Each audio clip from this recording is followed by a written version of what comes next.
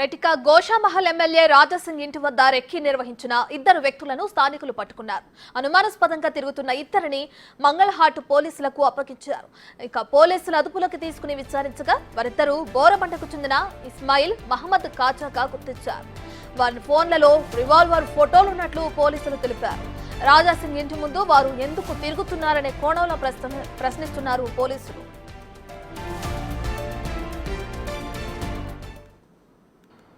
27 night దాదాపు 1:30-2 అవుతుంది.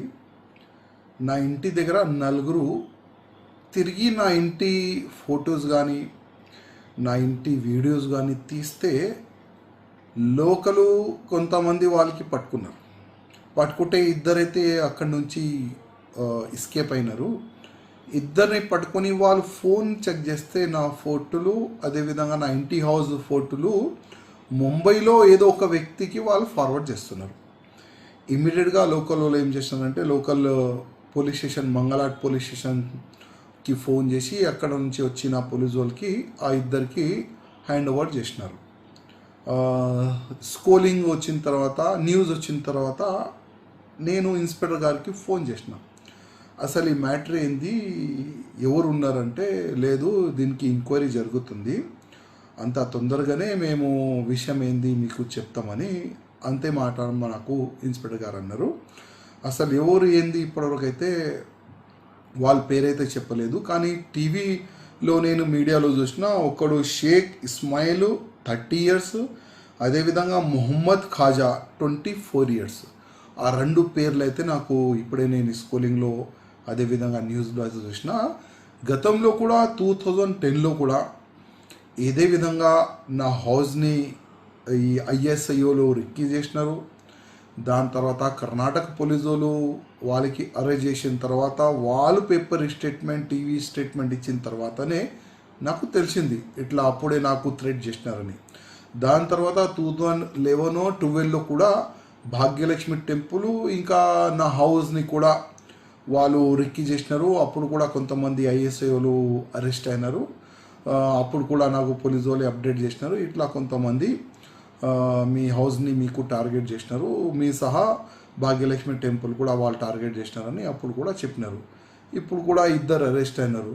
అంటే వీళ్ళు ISI లింకా లేక లోకలోలా ఇప్పుడైతే నేను చెప్పలేను ఎవరైంది. ఎందుకంటే పోలీసు వాళ్ళే ఇది హై లెవెల్గా ఎంక్వైరీ జరుగుతుందని నాకు అప్డేట్ వచ్చింది. ఇంకా పోలీసు వాళ్ళే చెప్పాలి అసలు లోకలోలా లేక వీళ్ళు ఇంకా ఏదైనా వేరే ఏదైనా ఆర్గనైజేషన్ వాళ్ళు ఉన్నారా ఇంకా చూడాలి ఇంకా ముందు ఏమవుతుంది.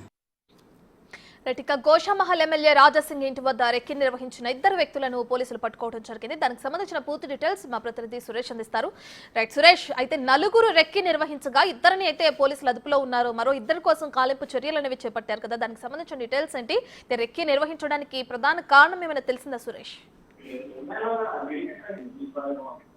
శనివారం తెల్లవారుజామున ఇద్దరు వ్యక్తులు రాజాసింగ్ ఇంటి ముందు తిరుగుతున్నారు.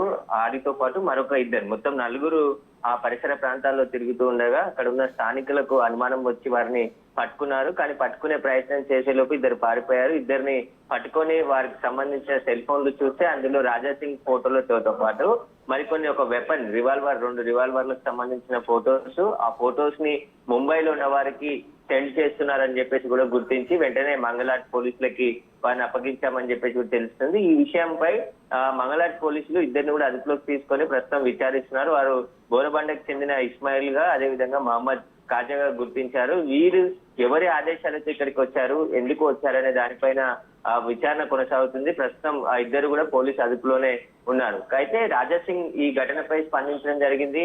తనకి గతంలో కూడా కర్ణాటక చెందిన కొంతమంది ISI తీవ్రవాదులు తన ఇంటిని రెక్కి నిర్వహించినట్టు కర్ణాటక పోలీసులు గుర్తించారు. వారికి సంబంధించి అరెస్ట్ చేసిన సమయంలో ఆ విషయం బయటకు వచ్చింది. తర్వాత మళ్ళీ భాగ్యలక్ష్మి టెంపుల్ తన ఇల్లుని కూడా మళ్ళీ టెర్రరిస్టులు టార్గెట్ చేశారని చెప్పేసి పోలీసులు ఈ సమాచారంతో తెలుసుకున్నారు. కానీ ఇప్పుడు మళ్ళీ వచ్చింది ఎవరు, టెర్రరిస్టులా లేదంటే ఎవరైనా సంబంధాలు ఉన్నాయా అనే దానిపైన దర్యాప్తు చేయాలి అని చెప్పేసి కూడా రాజా సింగ్ కోరుతున్నారు. గతంలో కూడా ఆయనకి అనేక బెదిరింపు కాల్స్ కూడా విదేశాల నుంచి కాల్స్ చేసి రాజా సింగ్ కొడుకును హత్య చేస్తామని చెప్పేసి కూడా బెదిరింపులు చేస్తున్నారని చెప్పేసి పోలీసులకు ఫిర్యాదు చేయడం జరిగింది. ఆ పోలీసుల ఫిర్యాదుకి పోలీసులు స్పందించి ఎవరైతే దుబాయ్ నుండి కాల్ చేస్తున్నాడో అతన్ని కూడా గతంలో అరెస్ట్ చేశారు. అయితే ఇప్పుడు రీసెంట్ గా ఇద్దరు వ్యక్తులు వీరు ఎవరు, ఎందుకు వచ్చారు, ఎందుకు రెక్కి నిర్వహించారనే దానిపై పోలీసులు కూడా విచారణ జరుపుతున్నామని చెప్తున్నారు. కాబట్టి పోలీసులే వాళ్ళు ఎవరనేది తేల్చాలని చెప్పేసి రాజా సింగ్ చెప్తున్నారు.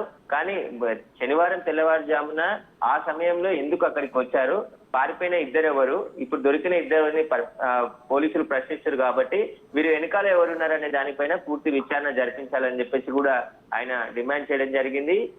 ఈ వీళ్ళంతా కూడా ఇద్దరు కూడా ఎందుకు రిక్కి నిర్వహించాల్సింది, రాజా సింగ్ ఫోటోలు వాళ్ళ ఫోన్ లో ఎందుకు పెట్టుకున్నారు, అదేవిధంగా రాజా సింగ్ సంబంధించి ఆయన హత్య చేయడానికి కుట్ర పన్నారని గతంలో వచ్చిన బెదిరింపులు వీటన్నిటికీ ఏమైనా సంబంధం ఉందా అనే దానిపై విచారణ జరిపించాలి. పోలీసులు కూడా హై విచారణ కొనసాగుతుంది దీనిపైన అని చెప్పేసి రాజా సింగ్ సమాచారం ఇచ్చినట్టు తెలుస్తుంది. పూర్తి విచారణలో నిజాలు బయటకు వస్తాయని చెప్పేసి కూడా ఆయన చెప్తున్నారు.